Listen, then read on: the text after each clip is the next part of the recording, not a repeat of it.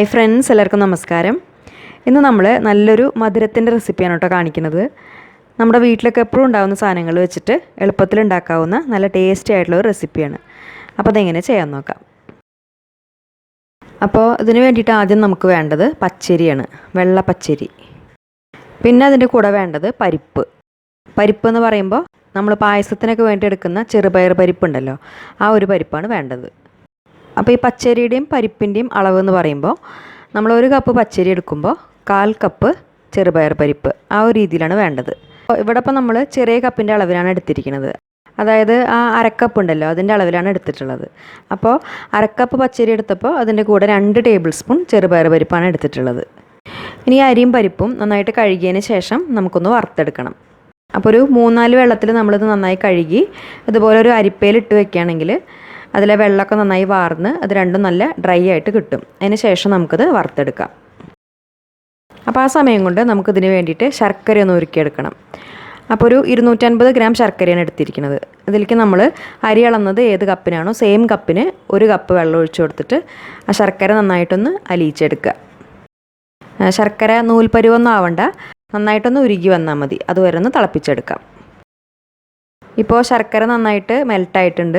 ഇനി ഇതിലെ കല്ലും പൊടിയൊക്കെ പോകാൻ വേണ്ടിയിട്ട് അരിച്ചെടുത്തതിന് ശേഷം വേണം ഇതിന് വേണ്ടിയിട്ട് എടുക്കാൻ. ഇനി ഇതിന് വേണ്ടിയിട്ട് നമുക്ക് അണ്ടിപ്പരിപ്പും മുന്തിരിയൊക്കെ ഒന്ന് ഫ്രൈ ചെയ്തെടുക്കണം. അപ്പോൾ ഒരു പാൻ നന്നായിട്ട് ചൂടായി വരുന്ന സമയത്ത് അതിലേക്ക് ഒരു 1.5 ടേബിൾ സ്പൂൺ നെയ്യ് ഒഴിച്ചു കൊടുക്കാം. നെയ്യ് നന്നായിട്ടൊന്ന് ചൂടായി വരുന്ന സമയത്ത് കുറച്ച് അണ്ടിപ്പരിപ്പ് ഇട്ട് കൊടുത്തിട്ട് അത് നന്നായിട്ടൊന്ന് റോസ്റ്റ് ചെയ്തെടുക്കാം. അതിനുശേഷം കുറച്ച് മുന്തിരി ഇട്ട് കൊടുക്കാം. അണ്ടിപ്പരിപ്പിനും മുന്തിരിക്കും പ്രത്യേകിച്ച് കണക്കില്ല കേട്ടോ, നമുക്ക് എത്ര വേണ്ട വെച്ചാൽ അതിനനുസരിച്ച് ഫ്രൈ ചെയ്തെടുക്കാം. എന്നിട്ട് ആ മുന്തിരി ഇതുപോലെ വീർത്ത് വരുമ്പോൾ അതും കോരി മാറ്റാം. അതിനുശേഷം ഈ സെയിം നെയ്യിൽ നമ്മൾ നേരത്തെ കഴുകി ഊറ്റി വെച്ചിട്ടുള്ള ആ അരിയും പരിപ്പും കൂടിയിട്ട് ഇട്ട് കൊടുത്തിട്ട് അത് നന്നായിട്ടൊന്ന് വറുത്തെടുക്കുക. അപ്പോൾ ഇത്രയും നെയ്യ് വേണ്ടാന്നുണ്ടെങ്കിൽ ഒന്ന് കുറച്ച് നെയ്യ് മാറ്റി വെച്ചിട്ട് വറുത്തെടുത്താൽ മതി. പക്ഷേ ഈ ഒരു റെസിപ്പിയിൽ അത്യാവശ്യം നന്നായിട്ട് നെയ്യ് വേണം, അപ്പോഴാണ് കഴിക്കുമ്പോൾ നല്ല ടേസ്റ്റ് ഉണ്ടാവുള്ളൂ. അരിയും പരിപ്പും കളറ് മാറി മൊരിഞ്ഞു പോകാൻ പാടില്ല, ജസ്റ്റ് നന്നായിട്ടൊന്ന് ചൂടായി വന്നാൽ മതി. അപ്പോൾ ഒരു മീഡിയം ഫ്ലെയിമിൽ വെച്ചിട്ട് ഒരു 3-4 മിനിറ്റ് നന്നായിട്ടൊന്ന് വറുത്തെടുക്കുക.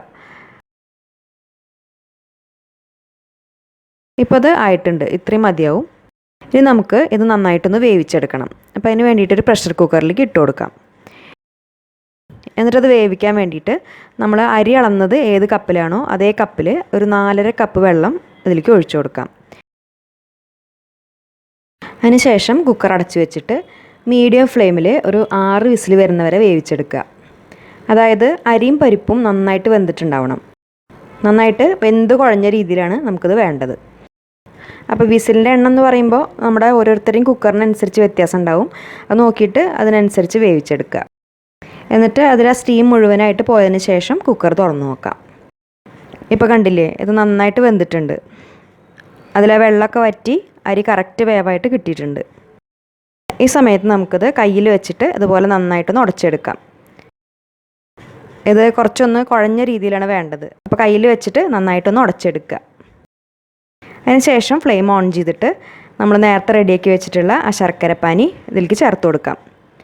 അതൊന്ന് അരിച്ചെടുത്തതിന് ശേഷം ചേർക്കുക. നന്നായിട്ട് മിക്സ് ചെയ്തെടുക്കാം.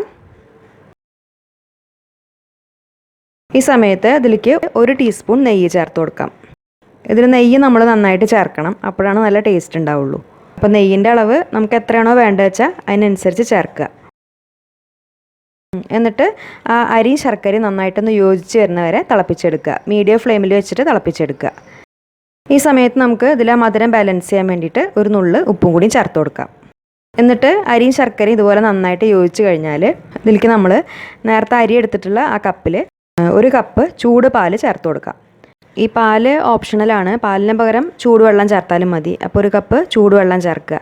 എന്തായാലും പാലോ അല്ലെങ്കിൽ വെള്ളമോ നമ്മൾ ഈ സമയത്ത് ചേർക്കണം. അപ്പോഴാണ് ഇതിൻ്റെ കൺസിസ്റ്റൻസി കറക്റ്റായി കിട്ടുള്ളൂ. അല്ലെങ്കിൽ ഇത് പെട്ടെന്ന് തന്നെ കട്ടിയായി പോവും. അപ്പോൾ കഴിക്കുമ്പോൾ അത്ര നന്നാവില്ല. കുറച്ചൊന്ന് ലൂസായിട്ടുള്ള രീതിയിലാണ് വേണ്ടത്. അപ്പോൾ അതുപോലെ പാലോ അല്ലെങ്കിൽ വെള്ളമോ ചേർത്തിട്ട് ലോ ഫ്ലെയിമിൽ വെച്ചിട്ട് നന്നായിട്ടൊന്ന് തിളപ്പിച്ചെടുക്കുക. ഈ സമയത്തും നമ്മളിതിലേക്ക് കുറച്ച് നെയ്യ് ചേർക്കുന്നുണ്ട്. അപ്പോൾ മൊത്തത്തിൽ നമ്മൾ ഇതിലിപ്പോൾ ഒരു 3 ടേബിൾ സ്പൂൺ നെയ്യാണ് ചേർത്തിരിക്കുന്നത്. അതിനുശേഷം ഇതിന് നല്ലൊരു ഫ്ലേവർ കിട്ടാൻ വേണ്ടിയിട്ട് നമുക്കിതിലേക്ക് ഏലക്കപ്പൊടി അല്ലെങ്കിൽ ജീരകപ്പൊടിയൊക്കെ ചേർക്കാം. അപ്പോൾ നമ്മളിപ്പോൾ ഒരു 1/2 ടീസ്പൂൺ ഏലക്കപ്പൊടിയാണ് ചേർക്കുന്നത്. അതിനുശേഷം അവസാനം നമ്മൾ നേരത്തെ വറുത്ത് വെച്ചിട്ടുള്ള അണ്ടിപ്പരിപ്പും മുന്തിരിയൊക്കെ ചേർത്ത് കൊടുക്കുക. എന്നിട്ട് എല്ലാം കൂടി നന്നായിട്ടൊന്ന് മിക്സ് ചെയ്തെടുക്കുക. ഇതൊരു ഫേമസ് ആയിട്ടുള്ള സൗത്ത് ഇന്ത്യൻ ഡിഷാണ്. സ്വീറ്റ് പൊങ്കൽ അല്ലെങ്കിൽ ചക്കര പൊങ്കലിൻ്റെ റെസിപ്പിയാണ്. നല്ല ടേസ്റ്റാണിത് കഴിക്കാൻ. നമ്മുടെ വീട്ടിലൊക്കെ എപ്പോഴും ഉണ്ടാകുന്ന സാധനങ്ങൾ മതി ഇത് ഉണ്ടാക്കിയെടുക്കാൻ. അപ്പോൾ ഇതുപോലെ തന്നെ നമ്മൾ വെൺപൊങ്കലിൻ്റെ റെസിപ്പിയും കുറേ മുൻപ് പോസ്റ്റ് ചെയ്തിട്ടുണ്ട്. കാണാത്തവരുണ്ടെങ്കിൽ കണ്ടു നോക്കിക്കോളൂ. അപ്പോൾ ഈ റെസിപ്പി എല്ലാവർക്കും ഇഷ്ടപ്പെട്ടു എന്ന് വിചാരിക്കുന്നു. സ്വീറ്റ് പൊങ്കൽ ഇതുവരെ ട്രൈ ചെയ്യാത്തവരുണ്ടെങ്കിൽ ഇത് കണ്ടിട്ട് എന്തായാലും ഒന്ന് ഉണ്ടാക്കി നോക്കിയിട്ട് ഫീഡ്ബാക്സൊക്കെ അറിയിക്കൂ. പിന്നെ വീഡിയോ നിങ്ങൾക്ക് ഇഷ്ടപ്പെട്ട ലൈക്ക് ചെയ്യാനും ഷെയർ ചെയ്യാനും കമൻറ്റ് ചെയ്യാനും മറക്കരുത്. അതുപോലെ നമ്മുടെ ചാനൽ ഇതുവരെ സബ്സ്ക്രൈബ് ചെയ്യാത്തവർ സബ്സ്ക്രൈബ് ചെയ്യാനും മറക്കരുത്. നല്ലൊരു റെസിപ്പി വീഡിയോ ആയിട്ട് വീണ്ടും കാണാം. താങ്ക്